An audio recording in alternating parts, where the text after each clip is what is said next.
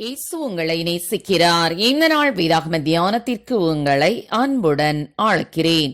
உங்கள் சத்துருக்களை சிநேகியுங்கள், உங்களை சபிக்கிறவர்களை ஆசீர்வதியுங்கள், உங்களை பகைக்கிறவர்களுக்கு நன்மை செய்யுங்கள். மத்தேயு 5:44. எதிர்ப்புகளும் போராட்டங்களும் ஆபிரகாம் லிங்கனின் வாழ்வில் ஏராளமாகவே வந்தன. எதிரிகளை நண்பர்களாக்கி பகைமையை அழிக்க வேண்டும் என்பதே ஆபிரகாம் லிங்கனின் தாரக மந்திரமாயிருந்தது. அவரோடு இருந்த பலரும் அவரை எதிர்த்தார்கள். எதையும் மனதில் வைத்துக் கொள்ளாமல் அன்பு ஒன்றையே இதயத்தில் நிறைத்து அன்பின் உறைவிடமாகவே ஆபிரகாம் லிங்கன் காணப்பட்டார். ஆபிரகாம் லிங்கன் பதவியேற்றவுடன் அமெரிக்காவிலே உள்நாட்டு யுத்தம் ஏற்பட்டது.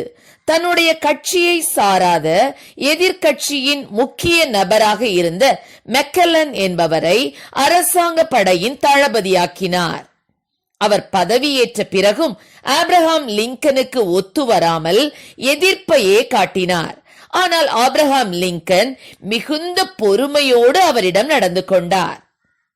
அவரது கட்சியில் லிங்கன் ஜனாதிபதியாக தெரிந்தெடுக்கப்படும் முன்பு இவரை எதிர்த்து போட்டியிட்டவர்கள் சவாட் சல்மான்சேஸ் என்பவர்கள் ஆவர்.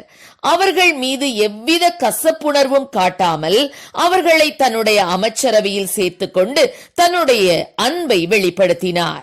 எல்லாவற்றிற்கும் மேலாக ஒரு தடவை உள்நாட்டு போரில் காயமடைந்து மருத்துவமனையில் சிகிச்சை பெற்று வந்த அரசு படை வீரர்களை அவர் சந்தித்து ஆறுதல் கூறிக்கொண்டிருந்தார். இதை விளம்பரத்துக்காக செய்யாமல் மிகுந்த கரிசனையோடு செய்தார். நீண்ட நேரமானதால் மிகுந்த களைப்புடன் அவர் காணப்பட்டார். திடீரென மருத்துவமனையின் இன்னொரு பகுதியிலே சிகிச்சை பெற்றுக் கொண்டிருந்தவர்களை பார்த்து அவர்கள் யார் என்று கேட்டார்.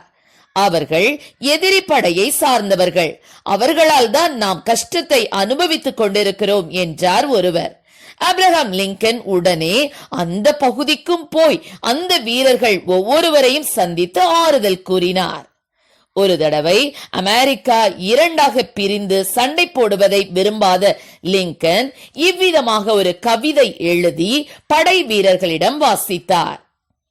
ஒரு கொடியில் பூத்திருக்கும் இரு மலர்கள் தமக்குள்ளே எதிரிகளாவதுண்டோ? ஒருவரோடொருவர் முட்டி மோதி வெட்டி வீழ்த்தும் விபரீதத்தை எங்கேனும் கண்டதுண்டோ?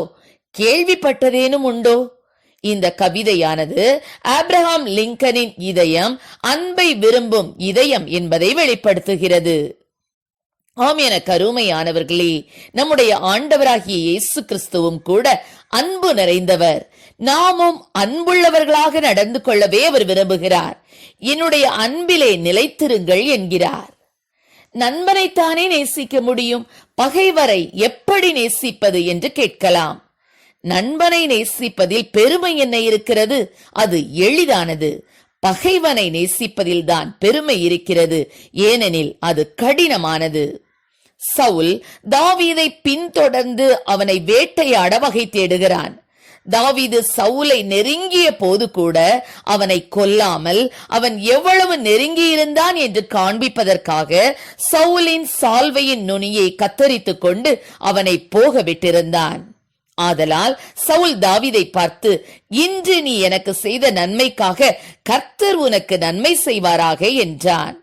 நமக்கு தீமை செய்தவர்களுக்கு நாம் தீமை செய்வதை விட பதிலுக்கு நன்மை செய்யும் போதே அது அவர்களை சிந்திக்க வைக்கும், அவர்களை உணர வைத்து மனம் திரும்ப செய்யும்.